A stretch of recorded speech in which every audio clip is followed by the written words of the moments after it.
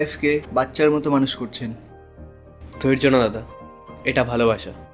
আমাদের love marriage হয়েছিল, আর আমি ওকে কথা দিয়েছিলাম যে সব সিচুয়েশনে আমি ওর পাশে থাকবো। আপনার অসুবিধা হয় না ওনাকে সামলাতে? দেখুন, যারা বাচ্চা তাদের তো সামলে নেওয়াই যায়, কিন্তু উনি তো অনেক বড়, আপনার নিশ্চয়ই অনেক সমস্যা হয় ওনাকে সামলাতে। অসুবিধা না দাদা, আমি তো নিজেকে লাকি বলে মনে করি যে আমি হয়তো প্রথম কোনো হাজবেন্ড যে কিনা তার ওয়াইফের শৈশবকাল থেকে বার্ধক্য পর্যন্ত সময়টা নিজের চোখে দেখব এবং ওর সঙ্গে কাটাবো।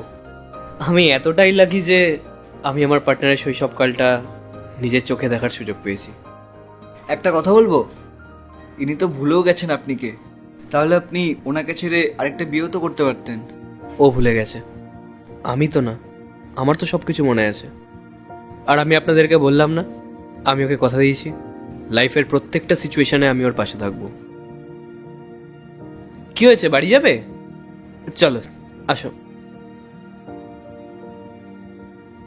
আসছি। দেখেছো, একেই বলে আসল জীবন সঙ্গী। প্রত্যেকটা ওয়াইফেরই এরকম হাজবেন্ড পাওয়া উচিত। হ্যাঁ, তুমি ঠিক বলেছ, একেই বলে সত্যিকারের ভালোবাসা।